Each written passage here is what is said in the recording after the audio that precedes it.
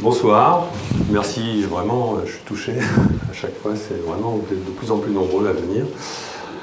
Alors, je vais réagir déjà en disant que non, ce dont je parle ne sent plus le soufre aujourd'hui. C'était peut-être un peu le cas il y a quelques années ou quand j'ai commencé à faire des conférences en 2010. Mais aujourd'hui, je suis invité, d'ailleurs j'étais quand même déjà invité à l'époque par quand même des instituts scientifiques réputés. Et aujourd'hui, je suis de plus en plus souvent invité par des laboratoires du CNRS, des gens, des directeurs de recherche du CNRS qui s'intéressent à donc, ce type de pensée parce que c'est en train de s'imposer petit à petit. Bon, ça reste quelque chose qui est considéré comme une hypothèse, mais une hypothèse intéressante. Donc ça ne sent pas le soufre du tout. Alors, oui. Donc là, j'ai représenté ce qui pourrait être peut-être en bas, là, sur la figure, votre journée de demain. Vous voyez, il y a une ligne dense à gauche, et puis quelque chose de très compliqué au milieu, et puis une ligne dense à droite. Et la ligne rouge pourrait bien représenter votre futur. Et puis, par exemple... Il faut monter le son. Là, ça va mieux, là? Ouais, il faut coller, c'est un micro. Bon, je vais le coller. Ah oui, carrément, ouais. Donc, par exemple, demain, vous avez peut-être prévu d'aller faire un pique-nique au bord de l'Isère. C'est la ligne rouge. Mais pendant la nuit, peut-être que la météo pourrait basculer, et demain, il se met à pleuvoir, et à ce moment-là, votre programme change, et c'est une autre ligne qui est suivie. Voilà, c'est juste pour vous expliquer cette petite entrée en matière. Alors, ce soir, on va parler de choses qui vont être, on va dire, compliquées au départ, mais je vous promets qu'on va terminer sur quelque chose de vraiment très intéressant et qui concerne votre vie de tous les jours. Hein, c'est comme d'habitude, je commence toujours par faire de la physique, ensuite on va sortir du territoire, on va dépasser les frontières de la physique pour rentrer dans la métaphysique. Moi, j'aime pas l'appeler métaphysique, je préfère l'appeler physique anticipative de la physique du futur. Et pour enfin venir dans ce qui va nous intéresser et nous concerner, je pense, j'imagine, au niveau des questions ce soir, donc le sujet de la synchronicité. Donc on va d'abord se poser la question de savoir si la physique laisse de la place pour le libre arbitre.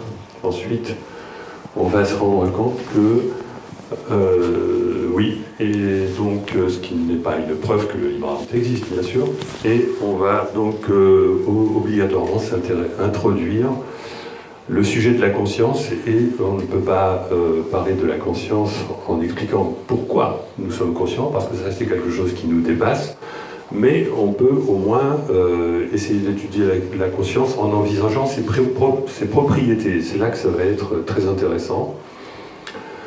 Et ensuite, donc, ça va nous amener à développer une théorie que j'appelle de l'espace-temps flexible, qui est la même chose que la théorie de la double causalité, mais on va dire dans un cadre plus étendu.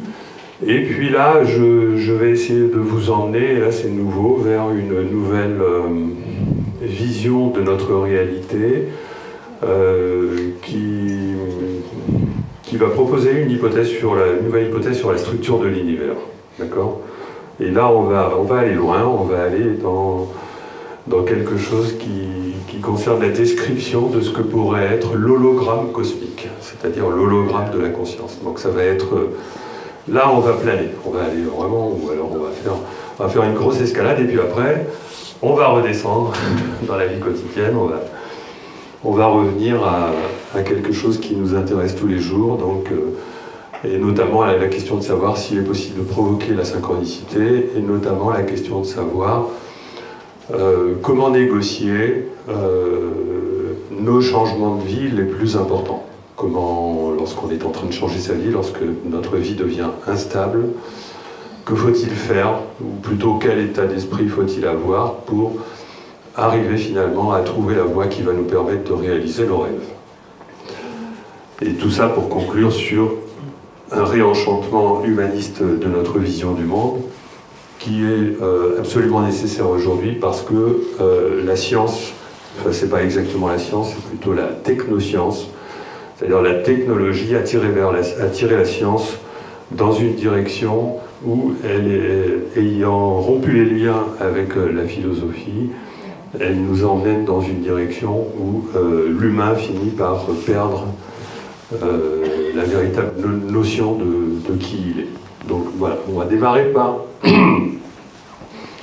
justement pour ne pas faire trop de physique, simplement une brève synthèse de la physique actuelle, en un seul slide, qui consiste déjà à remettre en question notre vision de l'univers, puisqu'on a tous l'impression qu'on vit dans un univers qui est composé d'espace, de temps et de matière, et que la physique développe des équations pour arriver à faire des prévisions dans ce cadre. Sauf que, en fait, justement, plus on développe des équations et plus on fait des expériences, et plus on s'aperçoit que la matière n'existe pas, que le temps n'existe pas, et que l'espace n'existe pas, tel qu'on les perçoit.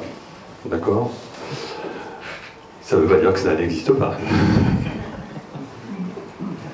Mais si ça n'existe pas tel qu'on les perçoit, ça pose quand même un problème. Imaginez un bébé qui naît dans une pièce complètement noire. Bon, on ne cherche pas à savoir comment il mange, comment il est nourri, comment il grandit. Et dans cette pièce, il y a simplement un grand écran. Eh bien, le bébé prend ce grand écran pour la réalité. D'accord ? Et il se passe un tas de choses sur cet écran. Il a même l'impression, peut-être à certains moments, d'être plongé dans cet écran.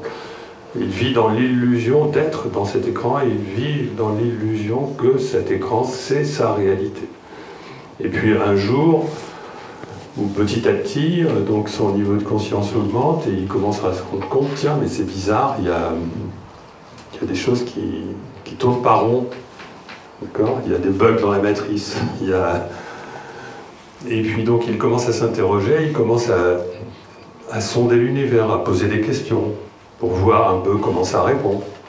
D'accord ? Et donc finalement il s'approche de l'écran, et ça c'est ce que font les physiciens aussi, hein. Mais il y a d'autres façons de faire que de regarder en physique. Il s'approche de l'écran, il arrive à le toucher et à s'apercevoir que c'est pas la réalité, que c'est quelque chose qui a une certaine consistance, que c'est quelque chose qui est pixelisé, que c'est quelque chose qui est courbé. Et finalement, il s'aperçoit exactement de la même chose que ce dont les physiciens s'aperçoivent, c'est-à-dire qu'en fait, l'espace n'existe pas, et la matière non plus. Pourquoi ? Parce que l'espace, c'est quelque chose qui est à la fois déformable, parce que la matière est capable de déformer l'espace, troué, parce qu'il existe des trous noirs, c'est quelque chose qui est également pixelisé. C'est parce qu'il existe une plus petite, il existe ce qu'on appelle des atomes d'espace. Bon, ça c'est encore théorique, mais enfin, disons que si ce ne sont pas des atomes d'espace, c'est quand même une quantité limitée d'informations relatives à l'espace. Il y a une impossibilité de descendre en dessous d'une certaine taille d'espace. On s'aperçoit que l'espace est en vibration, et en plus on s'aperçoit que l'espace est non local. Alors je ne sais pas si vous arrivez à vous imaginer un espace en vibration. Il faut être raisonnable, normalement on n'arrive pas à se l'imaginer. Et vous ne devriez pas arriver à vous imaginer ce que c'est qu'un espace courbe ou un espace troué. Parce que si vous essayez de vous l'imaginer, vous imaginez forcément un espace dans lequel vous visualisez cet espace. Alors cet espace de référence-là n'existe pas. En fait, de tout ce que je viens de dire, et surtout en particulier de la non-localité, il faut tirer une conclusion de bon sens. D'accord ? Et la conclusion de bon sens, c'est tout simplement de dire que l'espace n'existe pas. C'est un peu comme si vous voulez, vous étiez dans Matrix, sauf que moi je ne suis pas d'accord avec la théorie de la simulation, mais vous avez le droit d'adopter la théorie de la simulation. Il y a de grands physiciens qui pensent que nous sommes dans une simulation. Mais disons que ce genre de choses ne peut se comprendre que dans ce cadre-là. Si on est dans une simulation, cette simulation essaye de nous donner l'impression que nous vivons dans un espace Donc elle fait tout ce qu'elle peut, mais il y a des anomalies qui font que, en réalité, ben non, c'est pas le cas. Et puis quand l'espèce humaine devient assez intelligente, il est normal qu'elle finisse par comprendre qu'elle ne vit pas dans une vraie réalité. Et qu'en réalité, c'est la conscience qu'elle a de cette réalité qui fabrique cette réalité à partir d'un champ d'information qu'on ne connaît pas. D'accord ? Et il y a d'autres indices, hein, c'est-à-dire aussi la matière. On s'aperçoit que quand on zoome sur la matière, on trouve toujours du vide, et à force de zoomer, on finit toujours par trouver du vide. Et au bout, on n'arrive plus à zoomer, parce que de toute façon, après, pour voir, on a besoin de particules, de photons, de particules pour voir, et donc on ne peut pas aller au-delà. Et si on va au-delà, on utilise les équations, et les équations, finalement, finissent par nous dire la même chose, c'est-à-dire que tout est fait de vibrations. Voilà.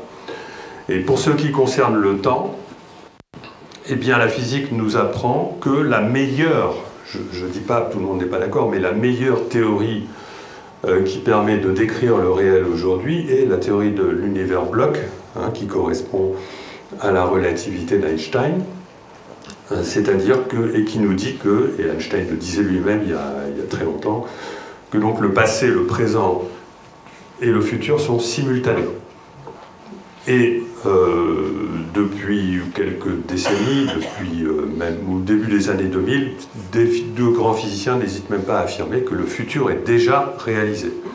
Tout simplement parce que les progrès qu'on a fait avec les horloges atomiques, les progrès qu'on a fait avec le GPS, etc., nous démontrent dans la pratique, dans la réalité, que les équations d'Einstein sont justes, et que donc on est obligé d'en déduire que si on a la bonne technologie, il est possible d'aller dans le futur 1000 ans plus tard en 5 minutes. En réalité, on peut aller dans le futur 1000 ans plus tard. Actuellement, si on arrivait par exemple, comme dans le film, je ne me rappelle plus son nom, enfin oui, Interstellar, à frôler l'horizon d'un trou noir pour dilater suffisamment le temps. Ou alors il faudrait sinon avoir un vaisseau qui permet de s'approcher à des vitesses proches de celles de la lumière, etc. Donc ça va prendre quand même un certain temps, allez, on va dire 1 an, avant de pouvoir faire un saut de 1000 ans ou d'1 million d'années dans le futur. Mais disons que d'un point de vue pratique, c'est possible, mais on ne va pas faire ça instantanément. Par contre, d'un point de vue théorique, les équations ne nous empêchent pas de nous projeter dans le futur, 1000 ans dans le futur, comme ça, dans les minutes qui viennent. D'accord ? Donc c'est quelque chose qu'il n'y a pas de seuil en dessous duquel on n'aurait pas le droit de l'envisager. C'est quelque chose qu'il faut penser. Il faut penser que nous vivons à l'intérieur d'un espace-temps qui est déjà réalisé dans le futur et qui est encore réalisé dans le passé. Je ne dis pas que c'est certain, je dis que c'est simplement la vision la plus cohérente du réel.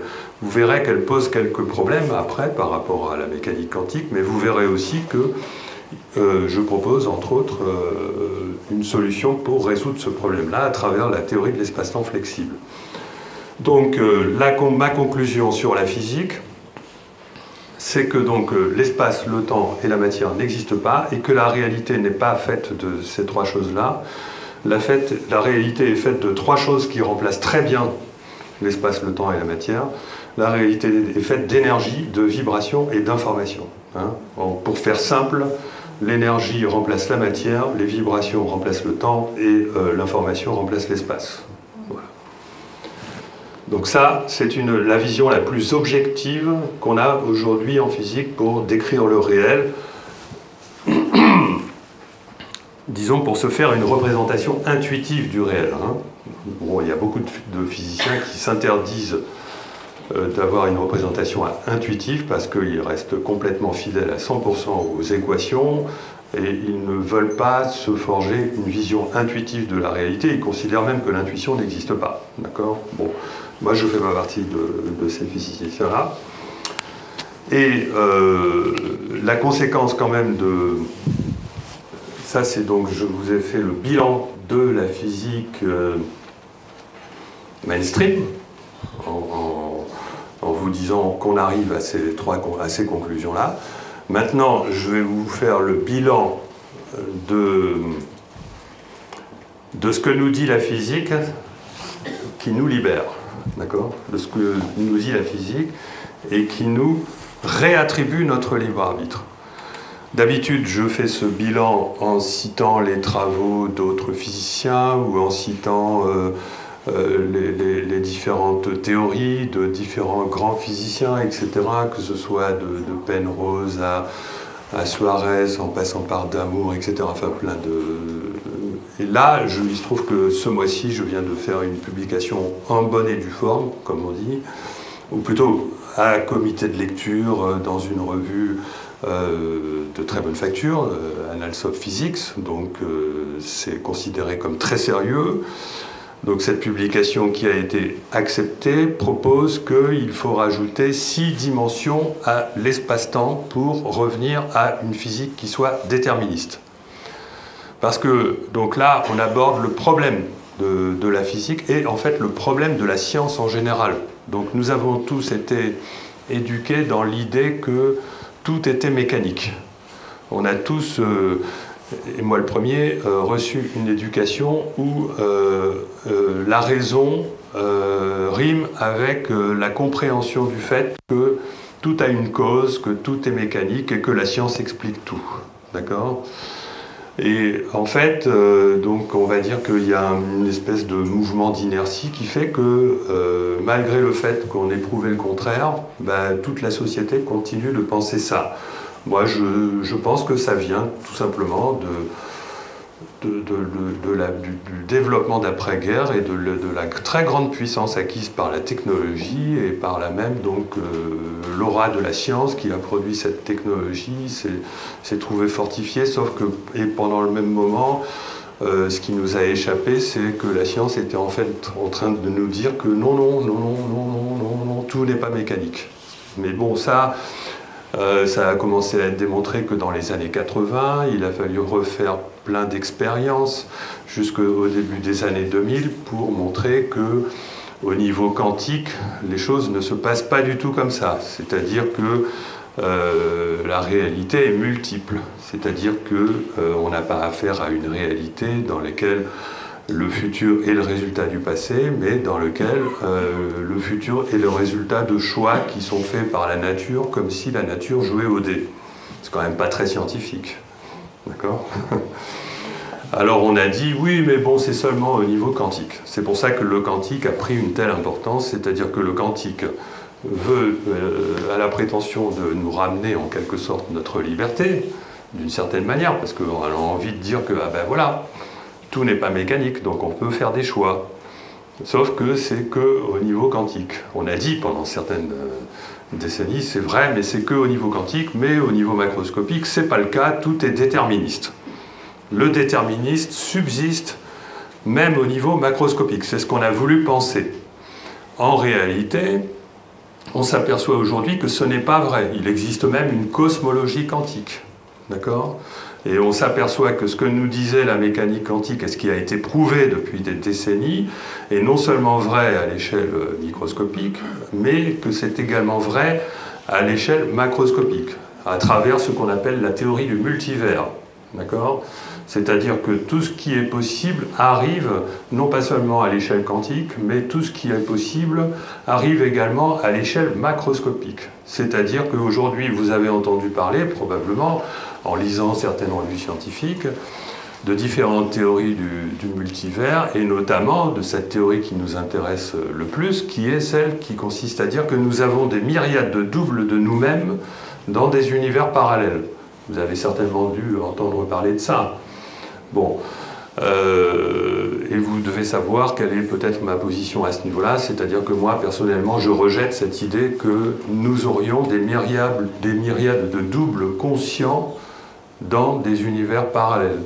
Et je rejette cette idée tout simplement parce que depuis des décennies également, je travaille, mais cette fois-ci, du fait que je suis pas seulement un physicien, mais un informaticien qui développe des simulations numériques en tout genre.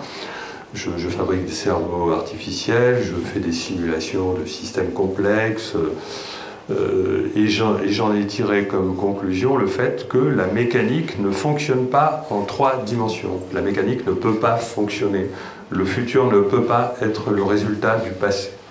Et la mécanique à notre échelle humaine fabrique nécessairement un multivers, mais qui nous appartient, et non pas un multivers dans lequel nous aurions des myriades de doubles de nous-mêmes.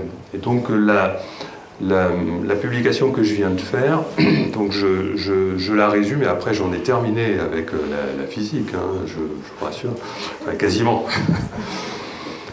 Elle dit de façon explicite, donc ceci est maintenant recevable, hein, mais quand vous faites une publication, ça ne veut pas dire que ce que vous dites est vrai. Ça veut dire que si on veut vous contredire, il faut faire une publication qui explique pourquoi c'est faux. Hein. Il faut s'accrocher.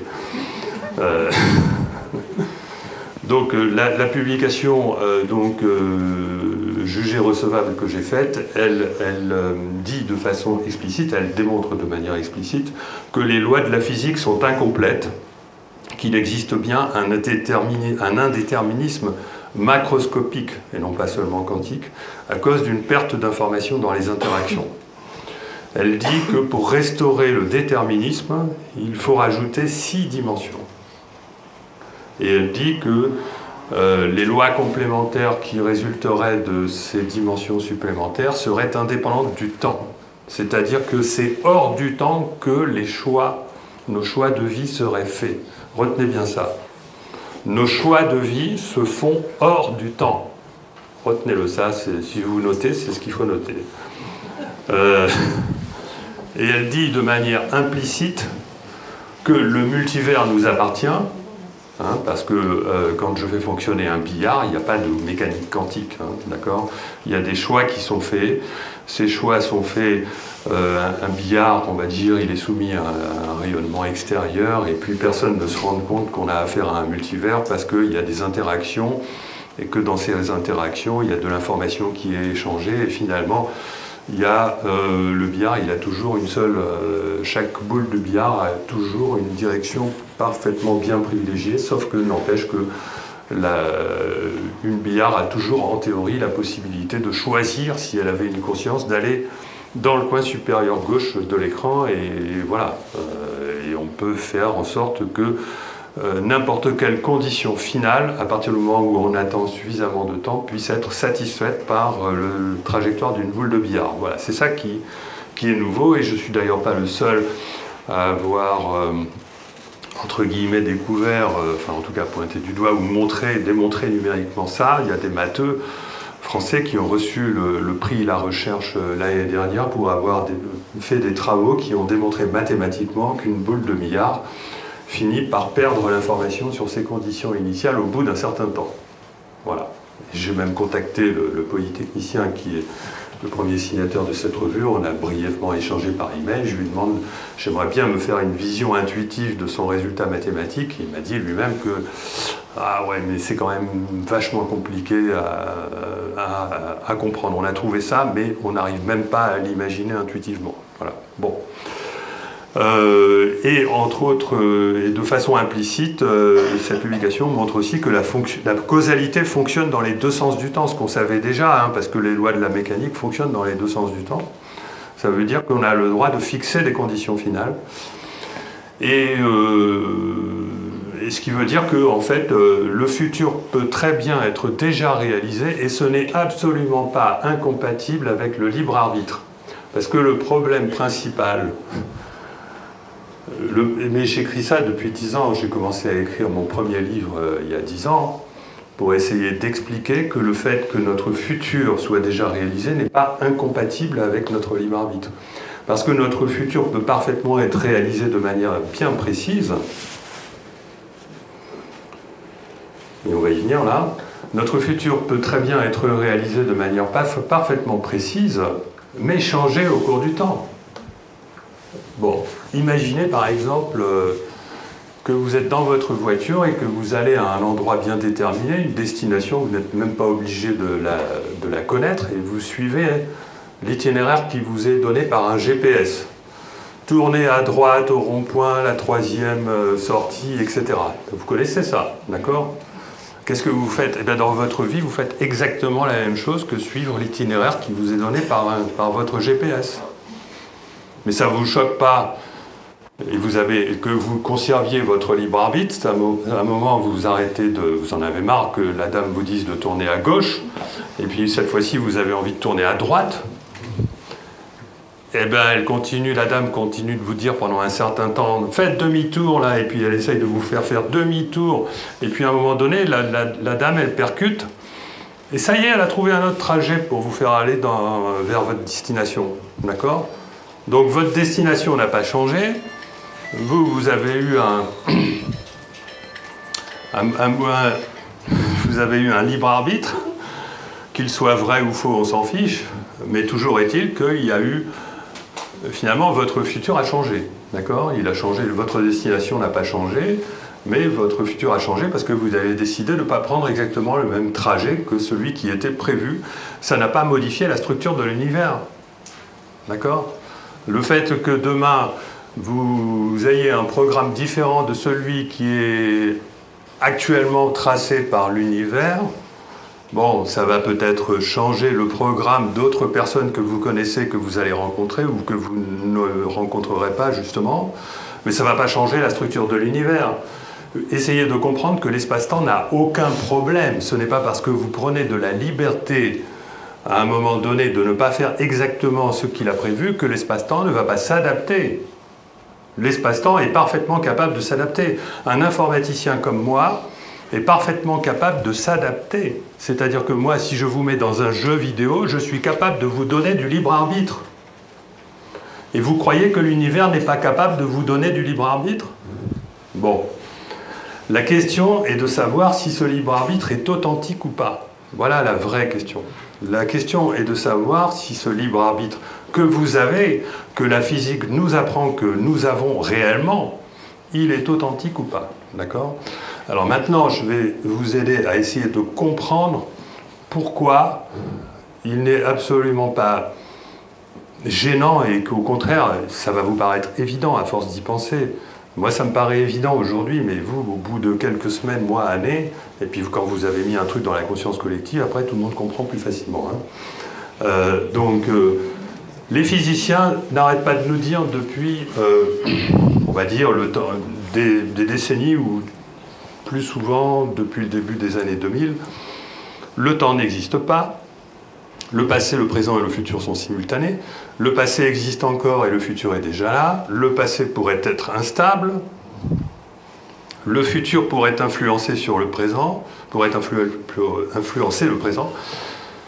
Et la réalité ne se crée pas dans le temps, mais d'une autre manière. Souvenez-vous de ce que je vous ai dit tout à l'heure. Vos choix se font hors du temps. D'accord? Bon, comment vous imaginez ça? Eh bien, il faut vous imaginer que le temps n'existe pas, ça veut dire que le temps est une dimension d'espace. D'accord? C'est-à-dire que tout ce que vous allez vivre demain existe déjà. Il suffirait simplement que vous preniez de l'altitude pour le voir. D'accord? Imaginez que vous êtes en train de traverser un territoire. D'accord? Personne n'est choqué que si vous allez en randonnée, ok, vous y allez en groupe, donc il y a une destination, donc vous êtes obligé. Alors le groupe, c'est la conscience collective humaine, c'est notre société. Vers où va notre société? Est-ce qu'on va vers le transhumanisme? Est-ce qu'on va vers un éveil, etc. Imaginez que ça, c'est une grosse file indienne, d'accord, qui traverse un territoire. Ok? Eh bien, il est tout à fait possible de prendre un autre chemin et finalement de ne pas suivre cette destination-là. Sauf que celui qui va vouloir tirer le groupe en dehors du chemin, eh ben, il va être paumé par le groupe et ça ne va pas changer la destination du groupe. Le groupe va le laisser tomber, il sera marginalisé. Ou alors il va réussir à faire comprendre au groupe qu'il faut vraiment changer de chemin, mais il va falloir du temps pour ça, d'accord, hein? Donc vous arrivez à comprendre qu'en fait, si collectivement notre futur est déjà réalisé et qu'il a du mal à changer, ça vient d'une inertie collective. Ça vient du fait qu'il faut aboutir à un certain seuil d'éveil, il faut qu'il y ait beaucoup de gens qui comprennent que non, il ne faut pas aller tout droit, il faudrait aller à gauche, sinon on va tomber dans le précipice. D'accord? Et que donc, à un moment donné, le GPS du groupe, il prévoit que non, tout le monde va tomber dans le précipice, et puis à un moment donné, le GPS, il se rend compte que, non, ça y est, le groupe est en train de se réveiller, et finalement, on va éviter l'écueil. Voilà, un peu. C'est-à-dire que, en fait, si vous voulez, l'univers, il est parfaitement capable de calculer tout ce qui se passe, mais à un moment donné, tout ce vers où tout le monde va, mais à un moment donné, à force de la pression exercée par un certain nombre de personnes, et un nombre de personnes critiques qui s'aperçoivent que attention, attention, attention, là il y a un précipice, finalement on arrive à éviter le précipice. D'accord? Donc vous n'êtes pas choqué de ça, vous n'êtes pas choqué. Voilà, l'univers fonctionne un peu comme ça. D'accord? Et tout cela est parfaitement compatible avec la physique moderne. D'accord? Tout cela, je l'affirme, d'accord? Et je fais des conférences publiques enregistrées justement pour éventuellement que des physiciens qui ne seraient pas d'accord donnent les arguments. Et comme je sais qu'ils n'auront pas les arguments, je me dis, je m'en fous, je vais le dire. Comme ça montrera qu'ils n'ont pas les arguments. Voilà. Bon, je plaisante. Mais, donc là, on va commencer à rentrer dans... Petit à petit, donc là, on va commencer à sortir de la physique. Mais je résume tout ce que je viens de vous dire par cette métaphore du tunnel invisible, c'est-à-dire que la réalité que nous allons vivre, pour la décrire, tout se passe comme si nous étions emmenés dans un tunnel invisible qui oriente nos pas tout le long de notre parcours. C'est-à-dire que nos états de conscience sont quand même parfaitement conditionnés par notre cerveau, en partie, et donc tout se passe comme si tous nos faits et gestes étaient décrits par un parcours géographique dans le temps, qui peut être donc illustré par un tunnel invisible qui oriente nos pas tout le reste de notre vie. Voilà, ça c'est, jusque-là, on est dans la physique. Alors maintenant, la question est... Là où je ne suis plus d'accord avec mes confrères, enfin en tout cas ceux qui se font connaître mondialement, ceux qui écrivent des livres, enfin pas tous, hein, parce que par exemple on prend quelqu'un comme Trinh Xuan Xuan, il n'y a pas beaucoup de physiciens qui militent pour le libre arbitre et encore moins pour la spiritualité. En général, aujourd'hui, il y a de multiples voix, que ce soit Stephen Hawking, Max Tegmark ou même en France Thibaut Damour, mais je ne pense pas qu'il croit à ce qu'il dit. Qui nous disent que nous vivons dans un multivers et nous sommes tous coincés dans une branche de multivers et les autres branches du multivers appartiennent à d'autres consciences. D'accord ? Moi, je ne suis pas d'accord avec ça. Je pense que vous n'aurez pas de mal à être en désaccord avec ça. Je vous ai un peu déjà donné les arguments. Et je vous explique pourquoi les physiciens n'y vont pas. Parce que quand vous êtes académicien ou quand vous êtes un physicien qui est un boson de Higgs, hein, vous avez plein de fans autour de vous, vous avez bâti votre réputation, il y a plein de scientifiques qui comptent sur ce que vous allez dire, etc. Vous ne pouvez pas vous permettre de dire que le multivers nous appartient à nous parce que ça suppose qu'il existe quelque chose de transcendant qui impliquerait que nous avons un libre arbitre et que donc ça implique l'existence de l'âme. D'accord ? Or, le scientifique, il est inscrit dans les gènes du scientifique qu'il ne peut plus être un scientifique s'il croit dans l'existence de l'âme. Un scientifique a le droit de croire dans l'existence de l'âme à condition de ne pas le dire. D'accord ? Si je déjeune avec un collègue scientifique, un directeur de mon laboratoire, avec d'autres collègues, etc., à déjeuner, on va discuter, on va être tous les deux. D'accord ? Il va être complètement d'accord que l'âme existe. Il n'y a pas de problème, et il va pouvoir se lâcher, etc. Il va être très intéressé par mon discours. Il va lui-même me raconter des synchronicités qu'il a eues dans sa vie, etc.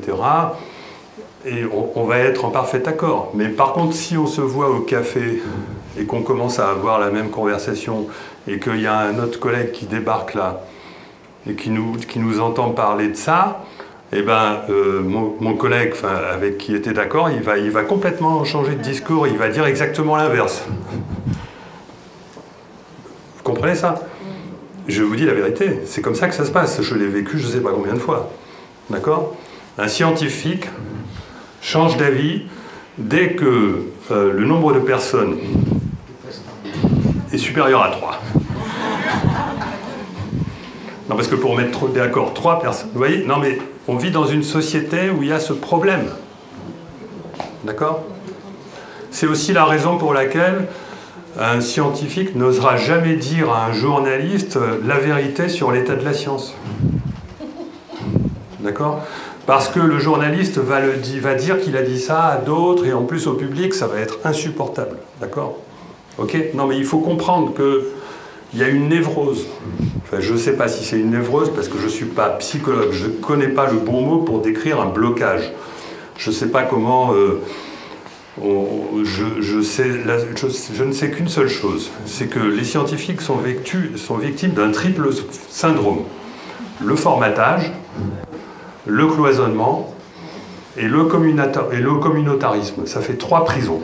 Il n'y a pas que les scientifiques. Oui, il n'y a pas que les scientifiques, mais là je suis en train de vous parler de science. D'accord? Bon, voilà, c'est ça qui explique que ça ne rentre pas dans le grand public directement, que ça va prendre si longtemps avant qu'un journaliste ose le dire, etc. Voilà. Bon. Parce qu'effectivement, la chose la plus rationnelle qui puisse être tirée aujourd'hui des résultats de la physique, et j'insiste là-dessus, c'est que notre conscience est un système de navigation. D'accord?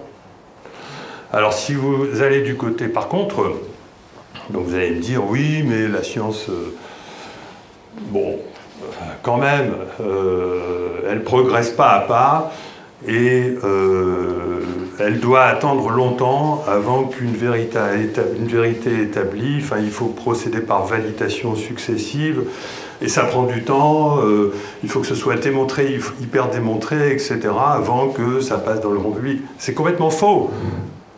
Parce que la science, pas la vraie science, hein, mais la science qu'on met dans le grand public, elle dit d'énormes conneries. Par exemple, la théorie de l'évolution de Darwin, avec le fait que l'évolution serait due au hasard des mutations. C'est de la pensée magique. Le hasard des mutations, c'est de la pensée magique. Aujourd'hui, on le sait. Il y a un siècle, bon, vous pouvez ne pas le savoir, il y a 30 ou 40 ans, on pouvait avoir des circonstances atténuantes à continuer de penser que l'évolution du vivant était due au hasard de mutation. Aujourd'hui, ça n'est plus possible.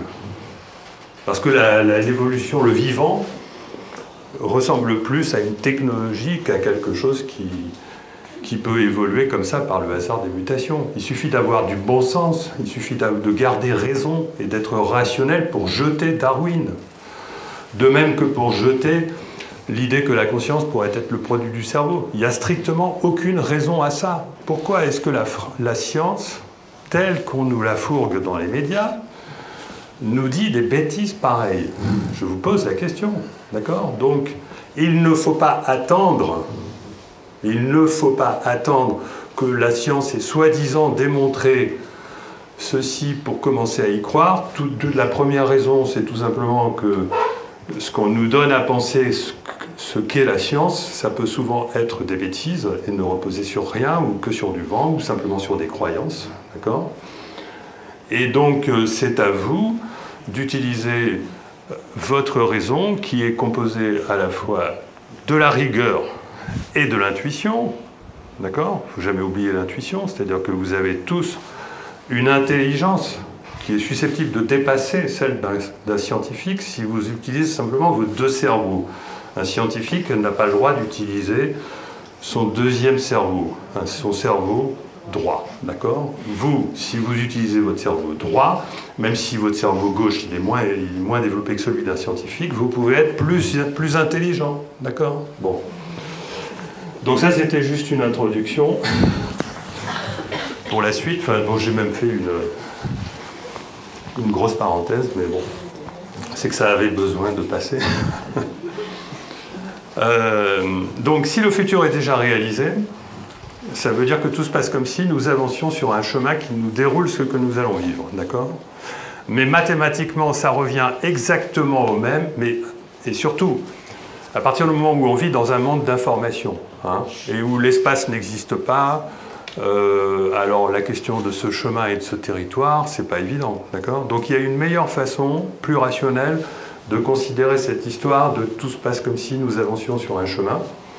Et cette façon plus rationnelle, c'est de dire que ben non, on reste sur place, on ne sait pas où, hein, dans le grand vide, dans le grand néant, j'en sais rien.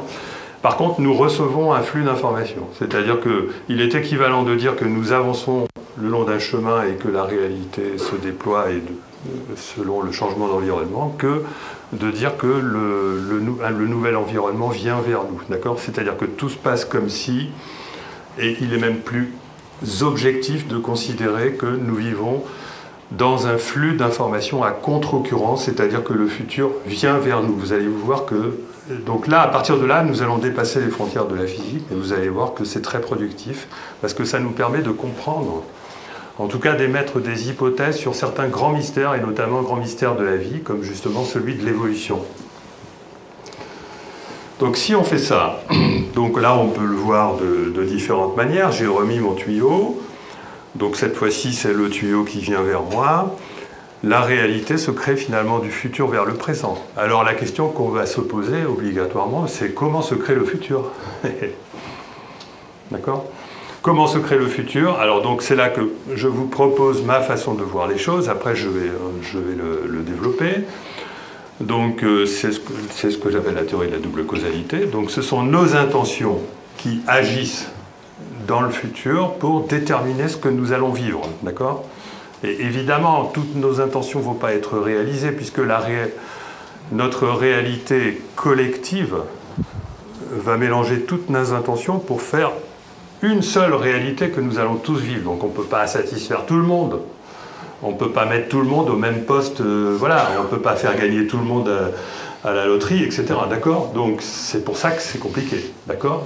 Il n'empêche qu'il est parfaitement rationnel d'envisager que nos intentions, puisque nous ne vivons pas dans un monde de matière, de temps et d'espace, mais dans un monde, dans un univers de vibration, il est parfaitement rationnel d'envisager que, tout simplement parce que nos intentions sont corrélées avec ce qui va nous arriver. Alors il y a deux cas, il y a le cas où nous ne sommes pas libres, c'est-à-dire que finalement c'est le futur qui influence nos intentions, et le cas où nous sommes réellement libres, c'est-à-dire que nos intentions créent le futur.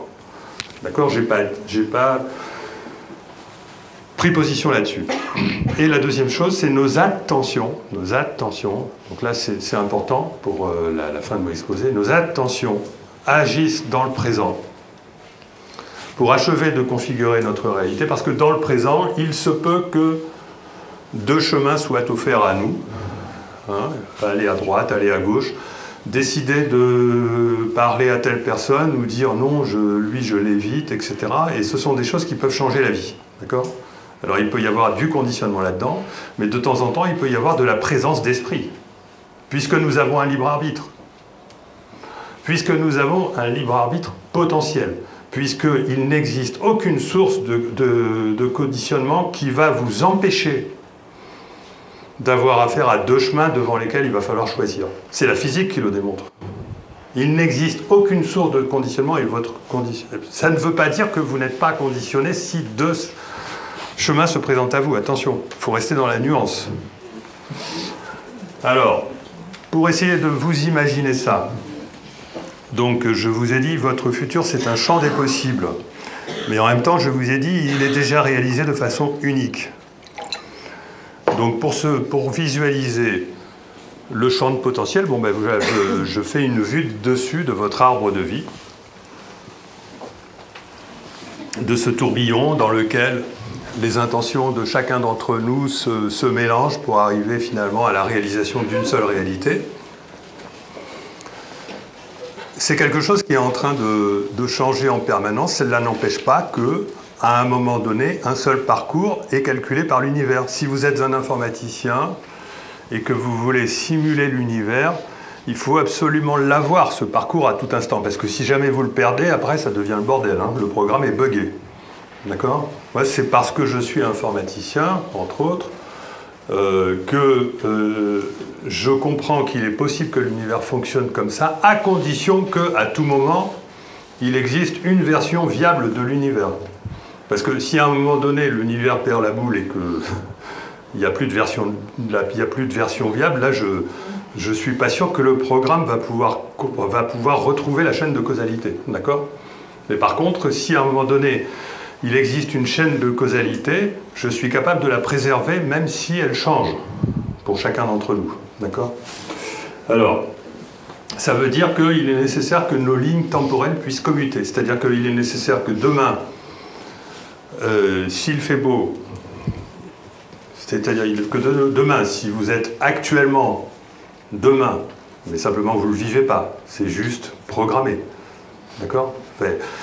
Dans l'espace, on n'a aucun problème pour se projeter à tel endroit en se disant qu'on pourrait y être, mais on n'y est pas. Et en plus, on va y être peut-être plus tard. Bon, mais dans le temps, c'est exactement la même chose. Le temps n'a pas de problème pour créer quelque chose où vous êtes virtuellement, mais vous ne le vivez pas encore. C'est un peu cet exercice-là qu'il va falloir faire. Donc, actuellement, demain, vous êtes sur le bord de l'Isère en train de vous promener.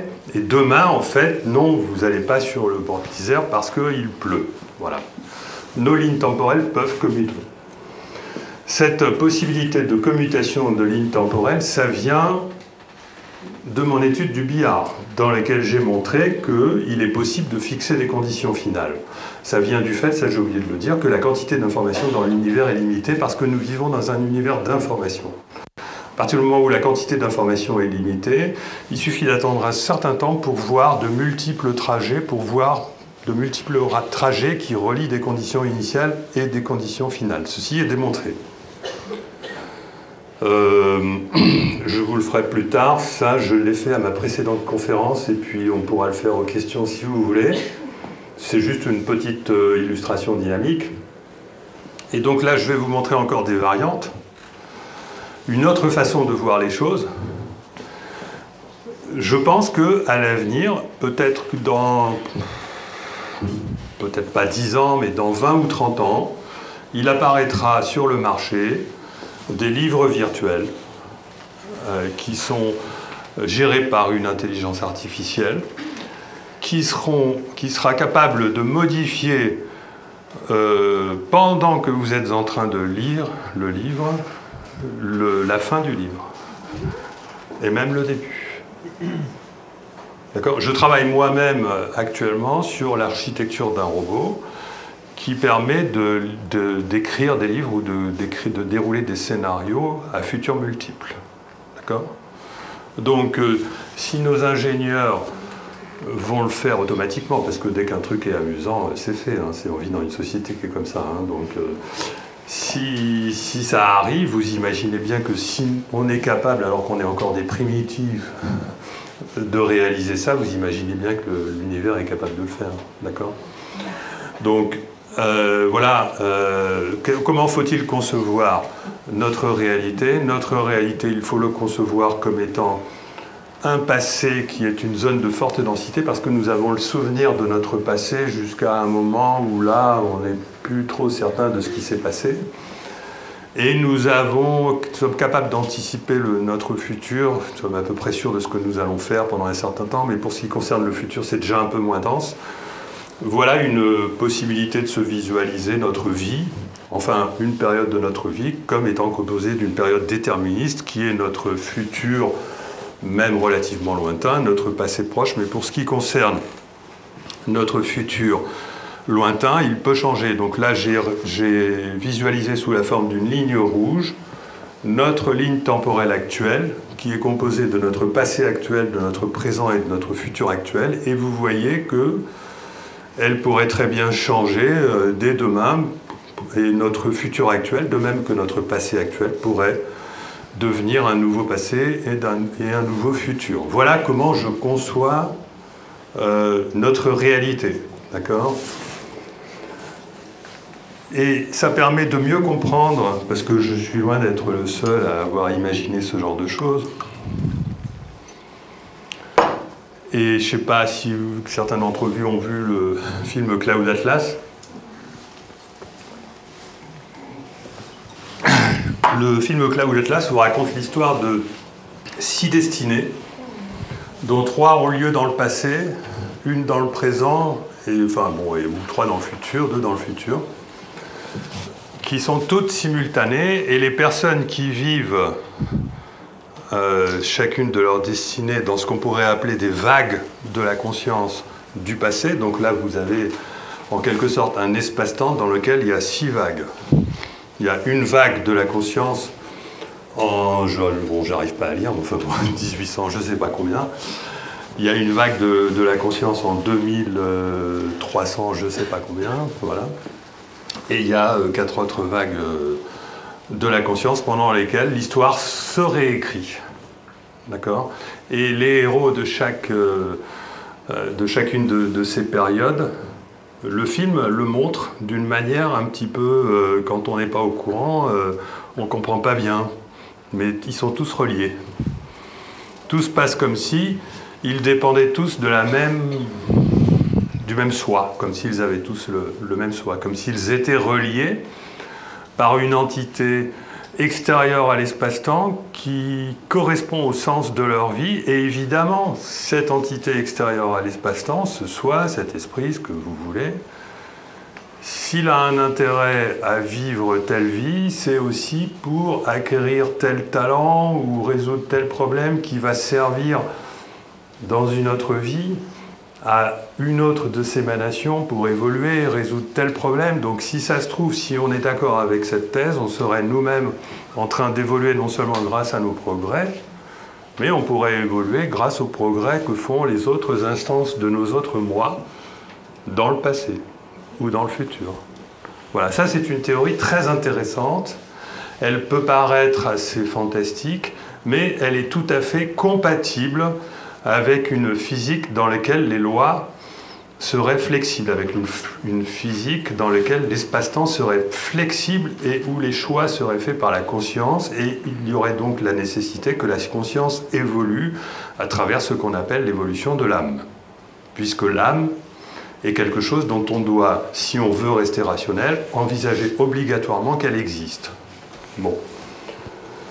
Ça, c'est quelque chose que j'ai donc traduit d'une autre manière, en visualisant l'espace-temps là, sous la forme d'une espèce de cylindre. Hein. En physique, on visualise l'espace-temps sous la forme d'un cylindre. Et en montrant les différents niveaux de réalité. Et donc là, les niveaux de réalité qui sont composés des flèches bleues et des flèches rouges, c'est nous, ou alors c'est les héros du film Cloud Atlas en train de vivre leurs aventures.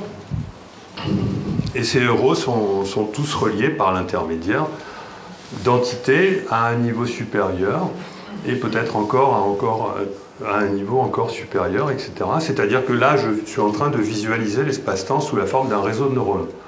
Parce que moi qui suis informaticien et qui ai développé des réseaux de neurones, si je veux modéliser un espace-temps qui change tout le temps, qui peut changer de ci, de là, il est tout à fait naturel d'utiliser un réseau de neurones pour faire ça. D'accord ? Et dans ce cas-là, le modèle de la conscience que je propose consiste à attribuer à chaque conscience de l'univers la fonction d'un neurone de l'espace-temps. D'accord ? Et ça, c'est quelque chose qui est juste une représentation d'un mécanisme. D'accord ? C'est quelque chose qui peut apparaître comme très étrange, mais en fait, c'est quelque chose qui est tout à fait rationnel, parce que si on voulait le modéliser, c'est ce qu'il faudrait faire. Si on voulait modéliser mathématiquement l'évolution d'un espace-temps qui se produit à la fois dans le présent, dans le passé et dans le futur, il faudrait faire appel à un réseau de neurones, d'autant plus que c'est la seule façon de mettre en œuvre ce qu'on appelle l'intrication des trajectoires. Parce que lorsque vous faites une modification dans votre vie, eh bien, vous faites forcément une modification dans la vie des autres, etc. Et donc, il y a une sorte de propagation non locale des changements que vous avez faits qui font que toutes nos vies sont intriquées. D'accord ? Bon. Là, je suis allé un peu vite, mais parce que là, on s'approche du sommet où après, on va...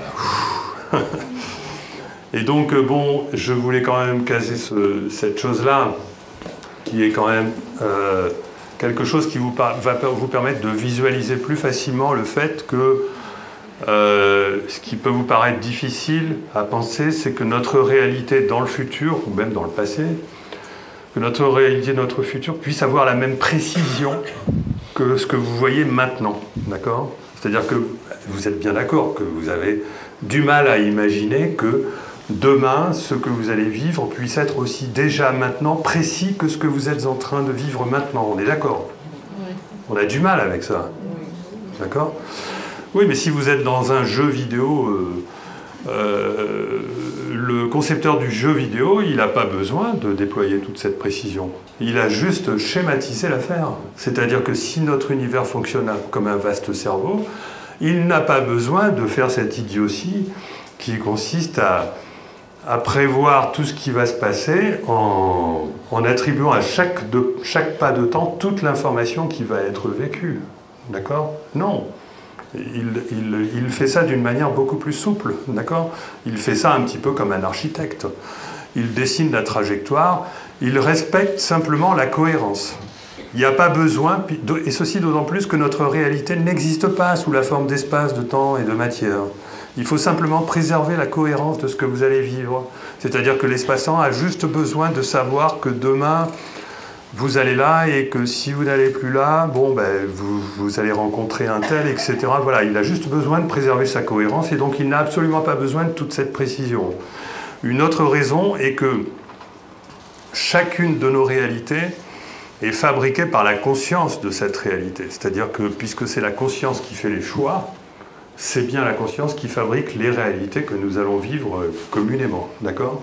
Et que, suivant qu'on ait la conscience d'une cellule, ou qu'on ait la conscience d'un individu, d'un autre, ou qu'on ait la conscience de notre soi, ou qu'on ait la conscience de notre esprit, ou que l'on ait la conscience de la Terre, ou que l'on ait la conscience de toute la galaxie, ou de la Mat-Galaxie, ou de tout l'univers. Là, ce soir, je ne vais pas parler de ça, je parle dans mon livre « Le pic de l'esprit » des raisons pour lesquelles la conscience de la Terre a forcément une conscience, d'accord? Enfin, forcément, on n'est jamais sûr de rien, mais il peut vous paraître évident à la lecture du chapitre « La conscience de la Terre » de mon récent livre, que bien entendu que la Terre a une conscience, puisqu'elle a absolument tout ce qu'il faut pour avoir une conscience. Il y a déjà eu des livres, un livre de Lovelock, écrit et qui est tout à fait respecté par les scientifiques, qui nous explique que la Terre est un être vivant et il est hautement raisonnable et rationnel aujourd'hui de penser que la Terre aurait même une conscience, même pour un matérialiste. Bon, mais imaginez-vous à la place de la conscience de la Terre.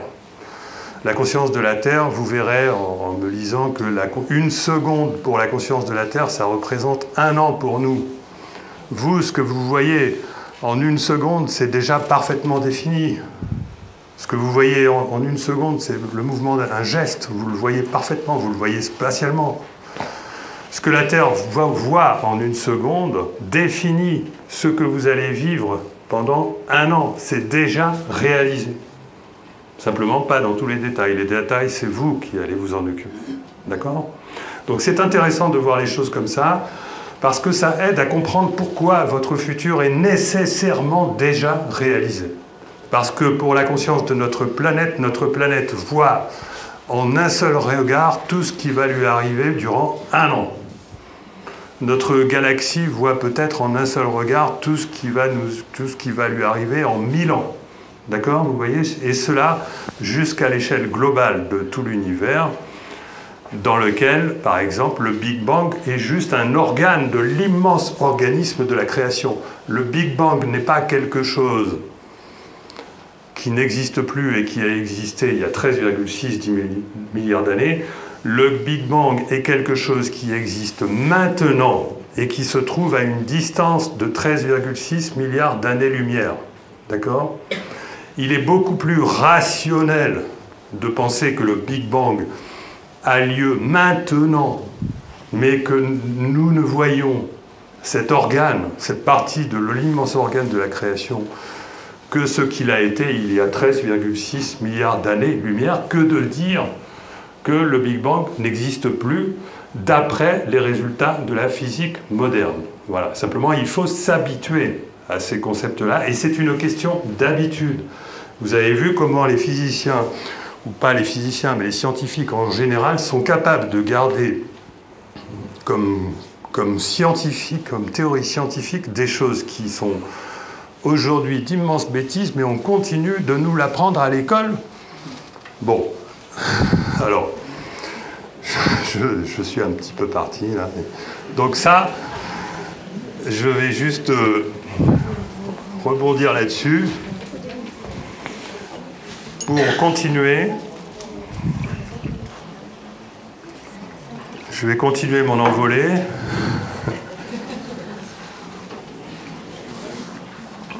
Pour vous expliquer, mais je ne vais pas vous l'expliquer complètement, je vais vous expliquer comment je vois la création. Je vois la création comme étant la création à tous les niveaux de la conscience dans l'univers. Donc à notre niveau, au niveau de la planète, mais au niveau du grand organisme que constitue l'univers. Je vois cette création comme étant un flux d'informations qui va du futur vers le passé. D'accord ? Et qui remonte du passé vers le futur. D'accord ? C'est ce qui boucle la boucle. C'est-à-dire que dans le cas de notre univers, le Big Bang serait l'équivalent d'un trou noir à l'intérieur de laquelle s'engouffre toute l'information dans notre passé et qui ressort dans le sens inverse du temps sous la forme d'antimatière, qui ne serait autre que la matière de la pensée, et qui, en allant dans le futur, ressurgit dans notre réalité, dans notre futur, par l'intermédiaire de trous blancs, qui n'ont jamais été observés parce qu'ils sont dans le futur, qui nous permettent de recycler comme ça toute l'information de l'univers. C'est comme ça que je le vois, je ne suis pas en train de vous dire que vous devez le penser, je suis en train de partager avec vous ma vision de l'univers. Je ne suis pas en train de dire que c'est scientifique, je l'ai même mis dans la catégorie métaphysique, d'accord ? Je partage simplement avec vous ce qui m'a l'air d'être la théorie qui me séduit le plus à l'heure actuelle pour expliquer tout ça, toute la création. Et en plus, ça a quand même comme intérêt d'expliquer comment est-ce que nos intentions peuvent remonter dans le futur. Parce que nos intentions ne sont rien d'autre que nos pensées relatives à cette partie de nous-mêmes qui est capable de construire, d'architecturer, de configurer notre futur. Donc il faut bien que ça remonte. Voilà. Je vous laisse méditer là-dessus. Ce qui voudrait dire oui, je veux bien. Que donc, aujourd'hui, les physiciens sont en train de se rendre compte que le Big Bang n'est pas ce qu'on nous a expliqué depuis des décennies, c'est-à-dire le début de la création. D'ailleurs, ça paraît un peu naïf qu'il y aurait un début, hein, d'ailleurs. Mais que, avant le Big Bang, il y avait un grand rebond qui part sur un autre univers symétrique. Et donc la théorie mainstream en vogue à l'heure actuelle, enfin bon, la théorie franchement pas très élégante consiste à dire que notre univers serait quelque chose d'absolument gigantesque qui est provenu de quelque chose qui ne mesurait même pas plus que quelques milliardièmes de millimètres, et puis quand ça atteint cette taille-là, ça rebondit pour atteindre à nouveau notre taille. Moi je peux pas. Je n'y arrive pas, et puis comme ça jusqu'à l'infini, donc quelque chose qui rebondit, hop, qui devient immensément petit, immensément grand, immensément petit, immensément grand, alors qu'il est mathématiquement infiniment plus simple et infiniment plus judicieux de dire que tout simplement, cet avant Big Bang, ok, d'accord, on s'est aperçu qu'il existait, mais c'est quelque chose qui revient en sens inverse du temps, et qui va boucler avec notre futur. Et il y a deux physiciens français qui ont proposé cette thèse, ce n'est pas la mienne, hein. Enfin, peut-être pas le recyclage dans le futur, mais en tout cas, le fait qu'avant le Big Bang, l'univers rebondit dans l'autre sens du temps, et que donc c'est un univers d'antimatière, parce que dans le sens inverse du temps, la matière devient de l'antimatière. C'est donc Jean-Pierre Petit et Gabriel Chardin. Jean-Pierre Petit a été pas mal marginalisé lorsqu'il a proposé cette thèse, parce qu'il a osé dire que ça venait des extraterrestres. Bon. Et par contre, Gabriel Chardin, lui, a proposé également cette théorie, mais bon, avec certaines petites différences qui ne sont pas très importantes. Et lui, par contre, c'est tout à fait, sa théorie est tout à fait considérée comme respectable. Elle a été publiée dans le journal La Recherche de l'année dernière.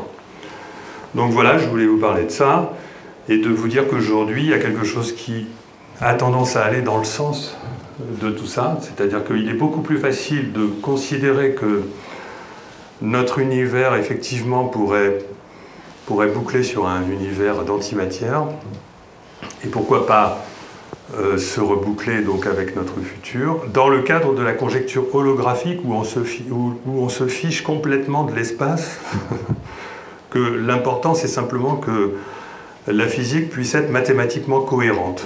D'accord ? Et donc, je ne dis pas que notre réalité serait un hologramme physique, je suis en train de dire que notre réalité pourrait tout à fait être un hologramme de la conscience. Il n'est pas important de savoir si c'est physique ou pas, puisque de toute façon, notre réalité, comme je vous l'ai expliqué tout à l'heure, est déjà reconstruite par la conscience. Il suffit simplement de savoir que c'est mathématiquement cohérent. D'accord ? Et aujourd'hui, donc, il existe un modèle d'univers mathématiquement cohérent qui nous dit que notre réalité pourrait être un hologramme à 10 dimensions, composé de 5 dimensions qui seraient dans notre univers et 5 dimensions qui pourraient être dans l'univers conjoint ou ce qu'on appelle, enfin pour l'instant qui n'est pas encore conjugué, mais qui n'est pas encore considéré comme un univers conjugué, qui est considéré comme ce qu'on appelle des dimensions compactes, les fameuses dimensions compactes de la théorie des cordes, mais bon, je ne vais pas rentrer là-dedans, d'accord ?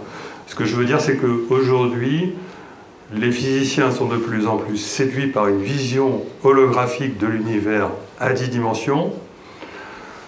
Je rajoute au passage, mais je n'ai pas le temps de le discuter, si on veut préserver notre libre arbitre, il faut en rajouter 2, c'est-à-dire qu'on vivrait dans un univers à 12 dimensions et non pas 10, mais ça, c'est une parenthèse.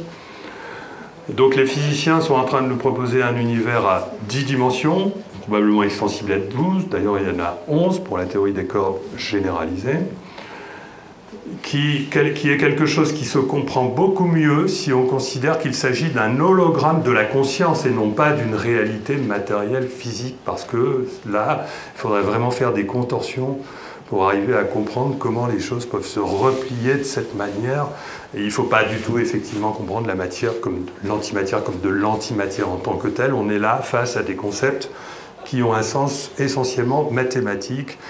Les mathématiques ont ceci de formidable qu'elles permettent de préserver la cohérence du réel grâce à leur description. Voilà. Terminé pour la physique. Ça va, je ne suis pas trop long là ? Donc maintenant, on va passer à des choses concrètes.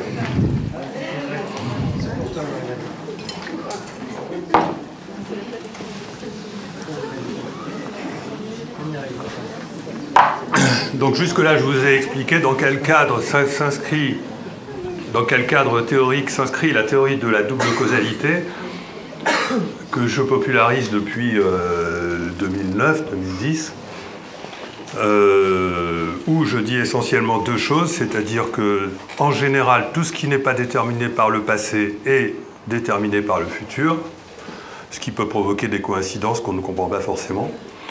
Et d'une manière très particulière, là, en liaison avec notre état d'esprit, quand je dis nos intentions, ça peut être nos intentions inconscientes, hein, et même probablement même de manière plus efficace que nos intentions conscientes, puisque le lâcher-prise est important dans cette affaire. Donc nos intentions causent des effets dans le futur qui deviennent les futures causes d'effets dans le présent, et c'est ça qui expliquerait le mécanisme des synchronicités. C'est-à-dire que lorsque vous êtes sur une... Et donc, alors, avant de rentrer là-dedans, ceci s'inscrit dans un modèle de l'espace-temps, version métaphysique, qui attribue donc 6 dimensions supplémentaires à l'espace-temps. Et ces dimensions supplémentaires, je les attribue à la conscience. Pourquoi ? Parce qu'il y a 3 dimensions qui déterminent le choix du chemin que vous allez choisir chaque jour, ce soir. Et 3 dimensions qui déterminent le choix de la destination. Je vous rappelle, je vous disais tout à l'heure, que la mécanique ne permet pas de déterminer le cours des événements. La mécanique permet de déterminer le cours des événements pendant un certain temps, d'autant plus long qu'il n'y a pas d'interaction.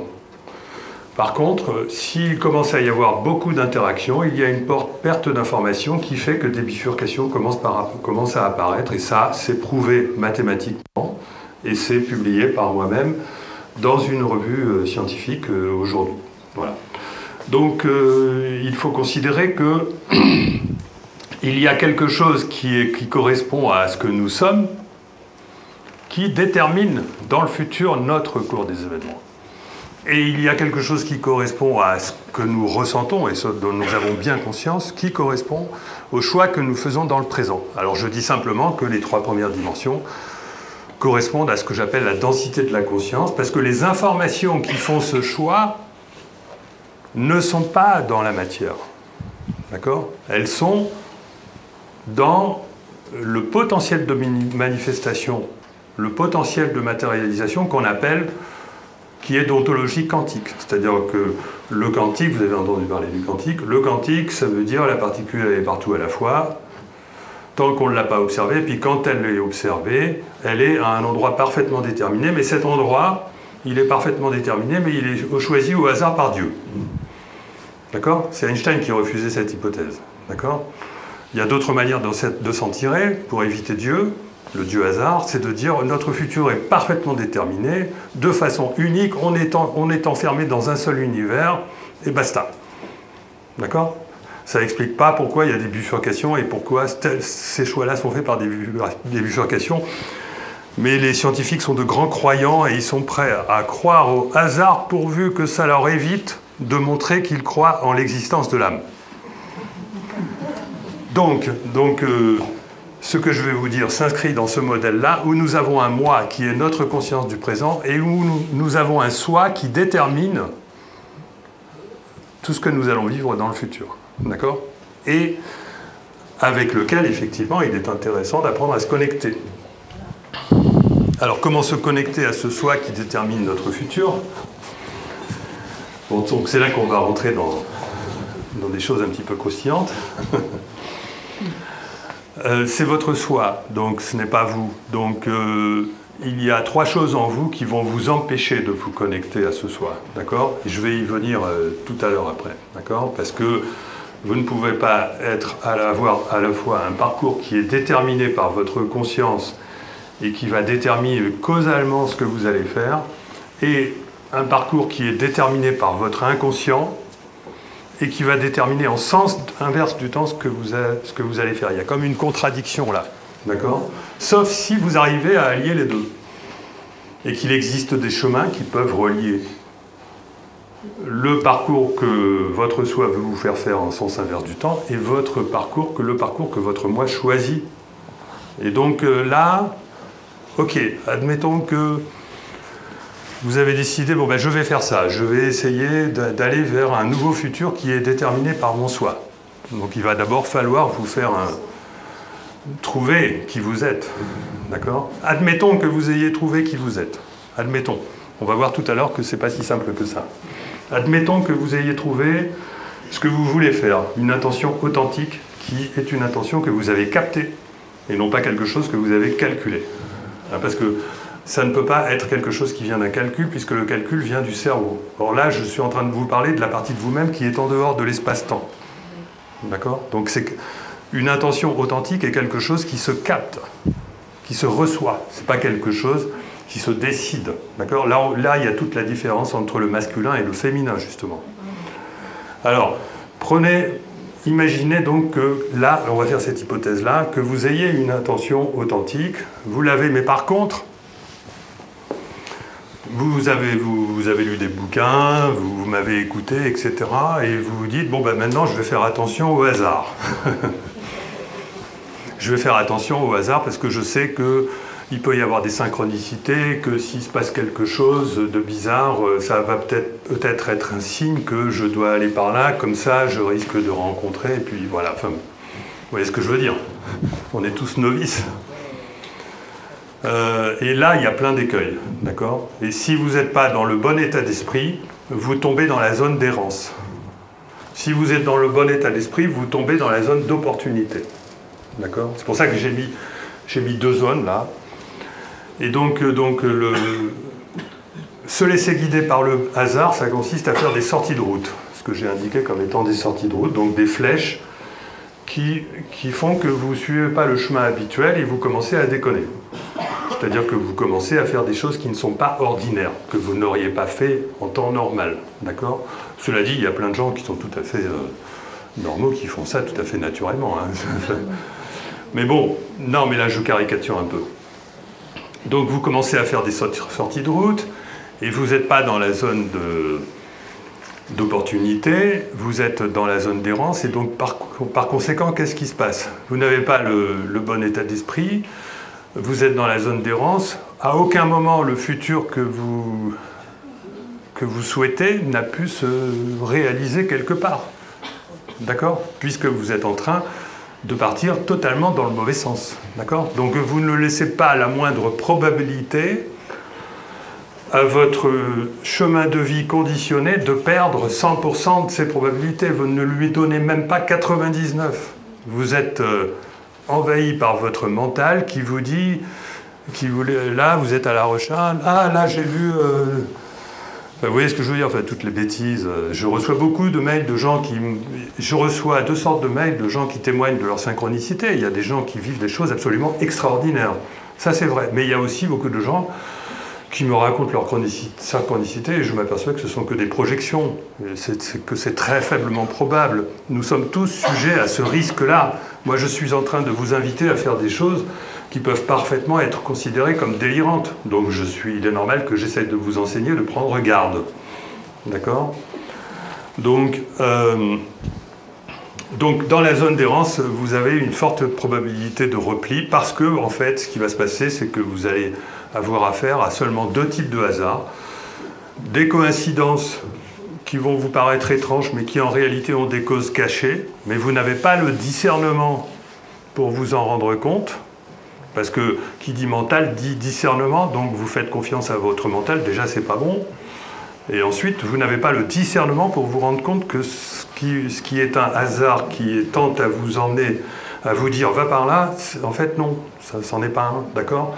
Deuxième écueil, vous pouvez être victime de biais cognitifs, c'est-à-dire que vous avez bel et bien vécu quelque chose de vraiment étrange, d'accord ? Mais c'est une projection. C'est une projection parce que, en fait, vous ne savez pas faire le calcul de probabilité.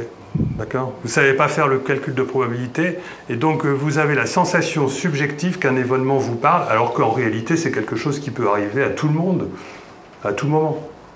D'accord ? Donc là, c'est encore un manque de discernement. D'accord ?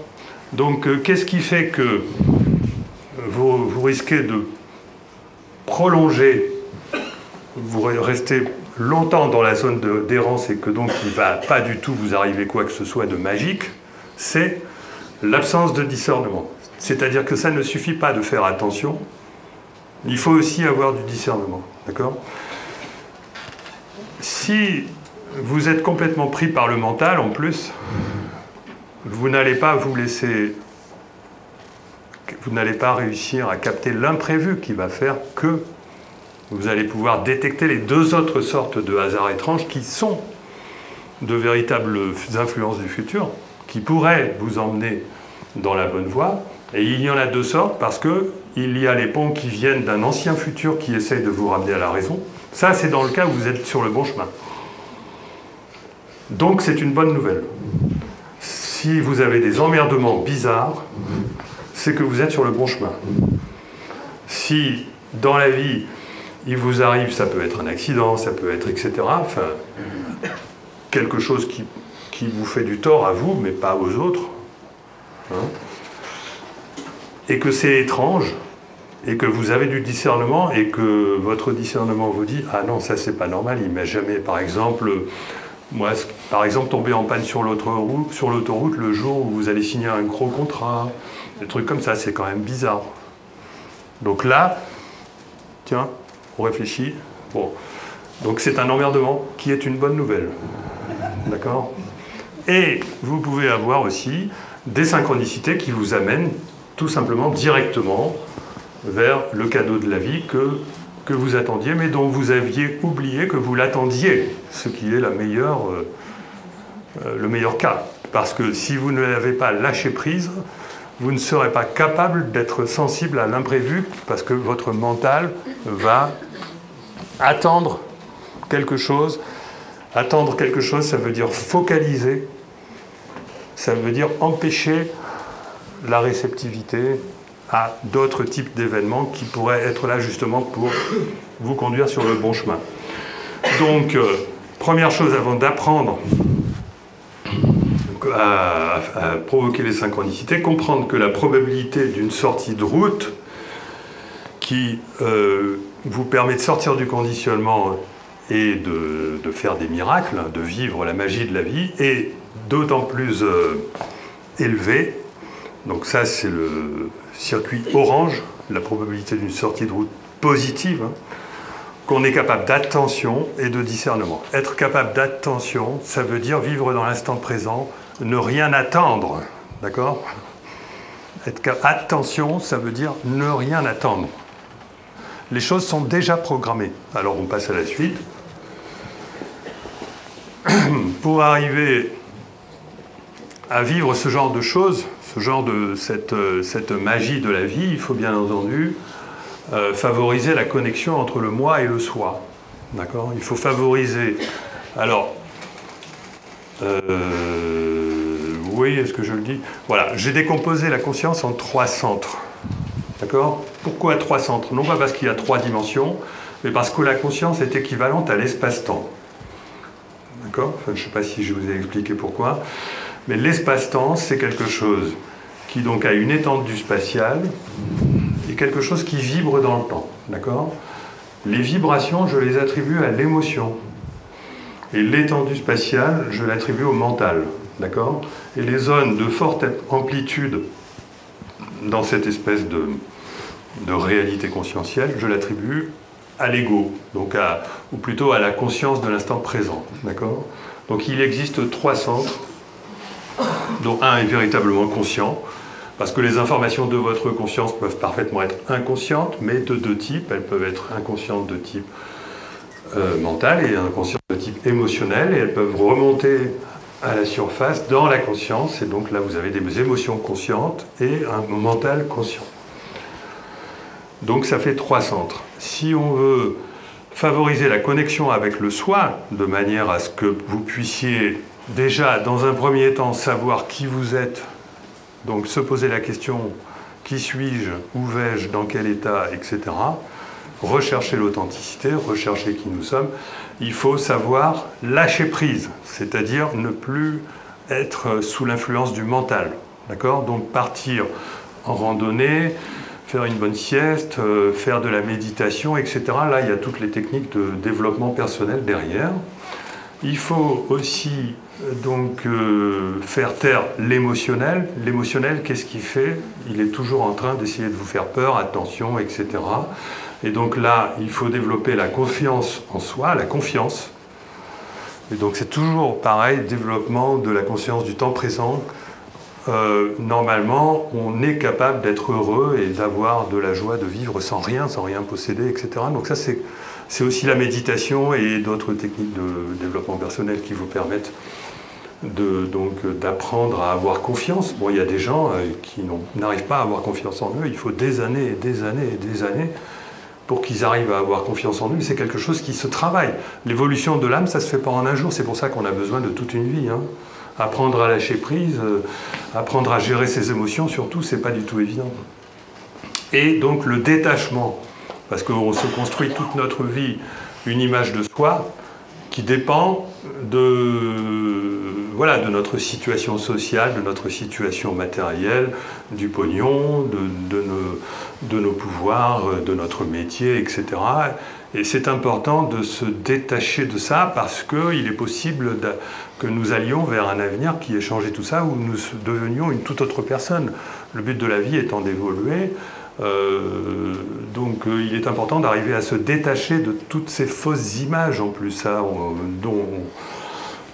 qui disparaissent de toute façon à la mort.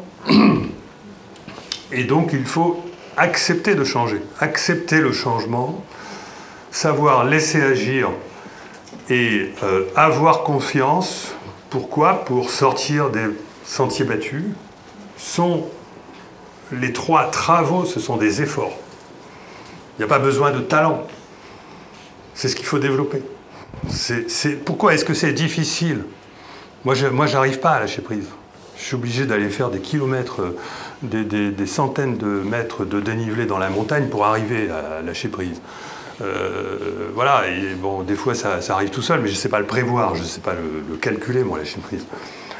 Et donc, ce sont 3 efforts. Accepter d'être ce qu'on n'est pas encore, accepter de laisser agir, sortir des sentiers battus, développer la confiance. Ce sont des choses qui sont indispensables pour arriver à provoquer les synchronicités. Mais, en fait, il ne s'agit pas de provoquer les synchronicités comme ça, comme une espèce de règle. Puisque normalement, tout ça, si on est sur le bon chemin, si on est dans la bonne, ça arrive tout seul. D'accord? Moi, je dis provoquer les synchronicités. Pourquoi? Parce que j'ai voulu démontrer que c'était possible. Donc j'ai fait une expérience, j'ai fait des expériences que je raconte dans mes livres, qui avaient pour but de me démontrer à moi-même que je pouvais provoquer les synchronicités. Mais on ne fait pas ça par jeu, parce que quand je l'ai fait, à chaque fois, ça changeait ma vie. Donc il faut faire attention. Hein, parce que le problème, c'est pas que ça ne marche pas, c'est que ça marche. Donc voilà. Lorsque vous avez réussi à développer la confiance, le lâcher-prise et le détachement, vous avez respectivement,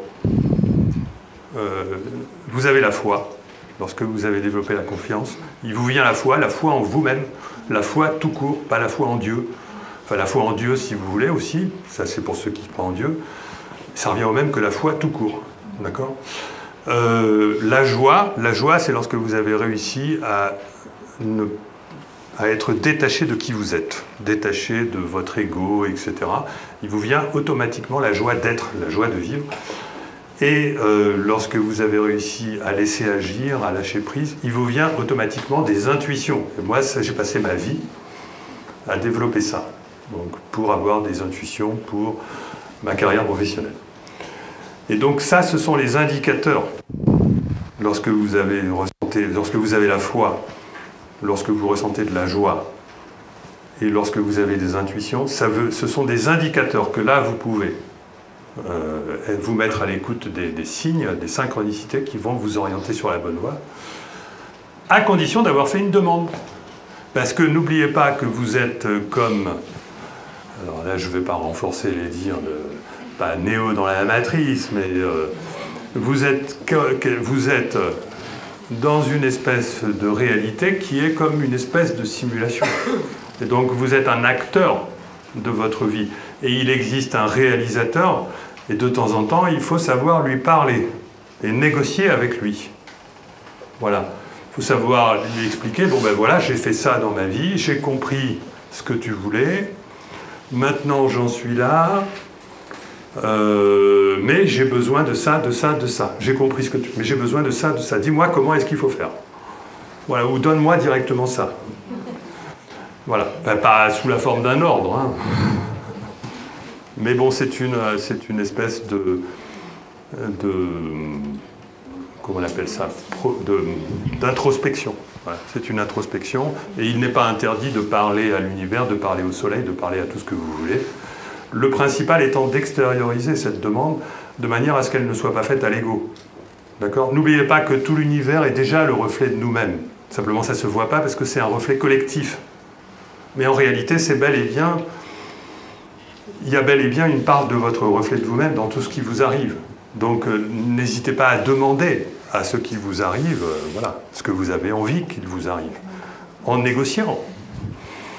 Voilà. Et donc, à ce moment-là, vous allez déclencher des synchronicités qui vont vous apporter des informations sur quel est le bon chemin selon le schéma que je vous indiquais tout à l'heure. Et ça, vous allez y arriver individuellement. Certains vont peut-être mettre des années, d'autres vont y arriver demain. Ça, tout va dépendre de votre état de conditionnement, etc. Mais d'un point de vue collectif, le plus intéressant est que ça serait que ça nous arrive à toute la planète. D'accord ? Or, qu'est-ce qui se passe aujourd'hui? C'est qu'on a plutôt l'impression, à écouter les grands médias, les gouvernements, etc., la presse, qu'on va vers on nous annonce une société de transhumanisme. il y a Laurent Alexandre qui n'arrête pas de nous avertir sur les dangers du transhumanisme. Et c'est parfait, parce que de toute façon, moi j'ai observé quelque chose d'intéressant dans cette affaire, ce sont les matérialistes qui ont peur du transhumanisme. Et c'est parfait, puisque le transhumain, à partir du moment où il va s'imposer à nous, il va nous permettre de comprendre que nous ne sommes pas des machines. Et donc il y aura peut-être une frange de la population qui va tomber dans le panneau, qui va tomber dans l'aliénation, mais il y aura aussi une frange de la population qui va dire non, je ne veux pas qu'on me greffe une puce dans le cerveau, je ne veux pas dépendre de ce portable, je ne veux pas devenir un numéro, de manière à ce qu'il y ait des automatismes qui se déclenchent autour de moi dans ma maison ou à mon boulot, etc. Non, je ne veux pas ça, c'est à vous de réfléchir à la question de savoir si cette conception de l'humain dont je vous parle aujourd'hui est compatible avec cette conception de l'humain vers laquelle la société nous emmène. Et vous voyez bien que ce n'est pas évident, parce que tout le monde se rend compte qu'il y a une aliénation épouvantable qui règne sur la planète, parce que, bon, enfin, on le voit bien, je ne vais pas faire un discours là-dessus, et qu'on a beau en prendre conscience, personne, on n'est pas capable de se réunir pour dire arrêtons de faire des conneries, arrêtons de polluer la planète, etc. Bon. Et pourquoi? Parce que ça vient de la résistance du futur que nous avons créé dans les décennies qui précèdent. Parce que ce qui est valable à l'échelon individuel est également valable à l'échelon collectif. Et que donc la réalité que nous vivons aujourd'hui, c'est un monde qui est complètement déshumanisé ou déshumanisant. Bon, il y a quand même de l'espoir, hein, qui vient du fait qu'il y a des décennies, nous avons pensé que nous étions des machines parce qu'on nous a éduqués, nous avons appris à l'école que nous étions tous des machines vivantes, des machines certes très élaborées, mais des machines. D'accord? Au point qu'aujourd'hui, même des gens très intelligents n'hésitent pas à dire que mais oui, mais moi j'ai pas de problème pour être une machine ou pour comprendre que je suis une machine, et au contraire, je le comprends très bien et j'ai envie d'être amélioré par un système cybernétique qui va m'apporter plein d'avantages, ça ne me dérange pas.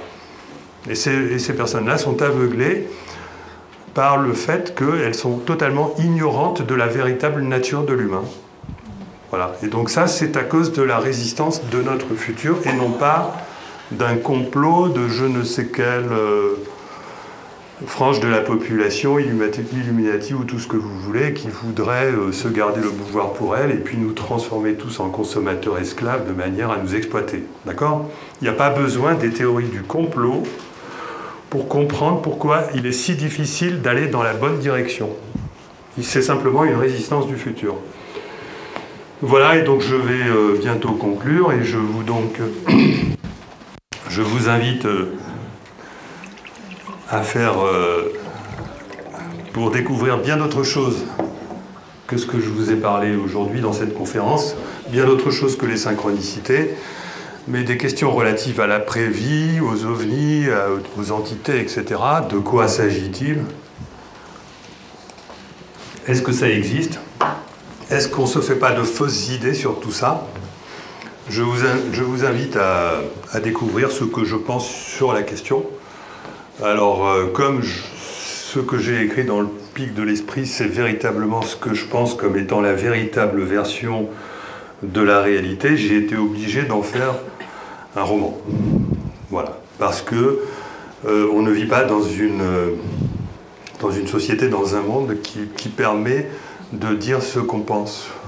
Voilà. On est obligé de le dire d'une manière détournée, sous la forme de fiction. D'accord? Parce que nous vivons dans un tel conditionnement que tout ce qui paraît extraordinaire ou merveilleux nous paraît impossible. Or, moi, ce que j'ai réalisé dans ma vie, c'est que ce qui est extraordinaire et merveilleux est véritablement le fond de la véritable réalité. Simplement, notre aliénation, notre éducation, le poids du système social dans lequel nous vivons nous empêche de le découvrir. Et si j'ai écrit ce livre, c'est pour essayer de vous faire trouver un peu, comprendre, donner cette notion du fait que la réalité est infiniment plus merveilleuse que tout ce qu'on peut imaginer. Et donc voilà, donc j'ai écrit quelques livres et j'ai participé à quelques DVD. Et je terminerai en disant ce que je crois, très sincèrement, c'est ma pensée personnelle. Ce n'est pas scientifique, mais c'est rationnel selon ma rationalité. Nous sommes tous des îlots de la même conscience en train de penser, observer, créer la même réalité. Ce n'est pas la peine d'aller chercher Dieu, nous sommes tous Dieu. L'espace, le temps et la matière sont des hologrammes de la conscience, hologramme, c'est-à-dire la partie qui contient le tout, qui reconfigure sans cesse le champ d'information du réel. Cette espèce d'œuf cosmique, cette espèce d'hologramme de la conscience, ce n'est pas quelque chose qui est statique avec les 10 dimensions actuelles qu'on lui a trouvées, c'est quelque chose qui a 2 dimensions de plus pour pouvoir changer de forme au cours du temps. Les phénomènes inexpliqués, dont je n'ai pas eu le temps de parler, mais enfin bon, ça dévoilent tous des dimensions intérieures. Ils nous disent tous que le temps n'existe pas. Hein, des dimensions intérieures que la physique découvre également sous la forme de dimensions supplémentaires qu'on peut modéliser de manière cybernétique en faisant intervenir différents étages de la conscience. Et la plus grande leçon que l'humanité doit assimiler, c'est que nos pensées et nos émotions configurent réellement notre réalité, mais dans le futur. D'accord ?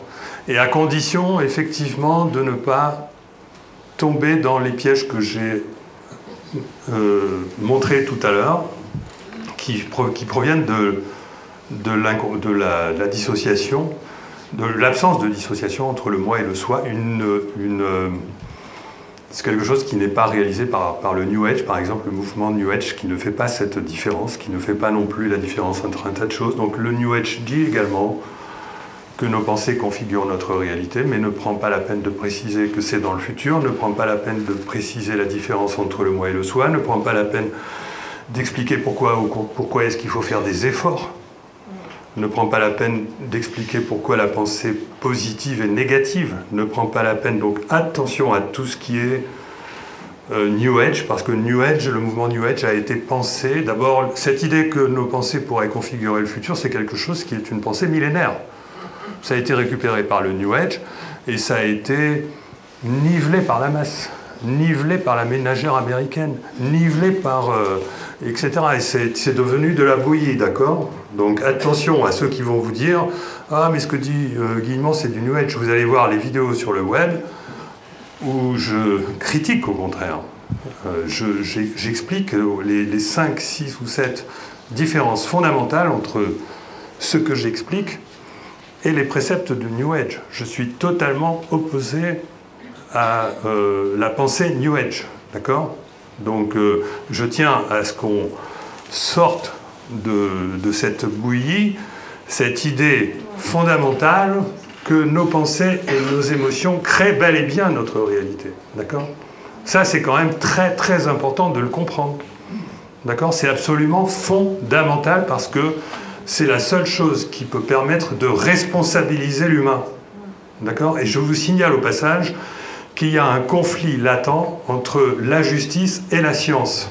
Parce que la science postule à travers son dogme déterministe que nous n'avons pas de libre arbitre. Donc il serait peut-être quand même un peu juste de réconcilier la justice et la science et que la science apprenne à dire non. Le déterminisme est quelque chose qui est relatif. Le déterminisme temporel en particulier ne fonctionne pas pour déterminer le cours des événements. Nous, scientifiques, nous avons compris ça, mais nous allons rechercher d'autres sources de déterminisme atemporel en recherchant des modèles plus intelligents pour arriver à décrire notre réalité. Et nous avons compris que ces modèles impliquent d'introduire des systèmes d'information qui correspondent à ce qu'on appelle l'âme. D'accord ? Ça, c'est quelque chose qui est indispensable. Bon, enfin, j'ai tendance à m'énerver. Et donc la compréhension de cette leçon est justement fondamentale pour désaliéner l'homme du matérialisme et lui faire retrouver des qualités morales et spirituelles, humaines, authenticité, amour, compassion, don de soi, etc. Voilà, je vous remercie.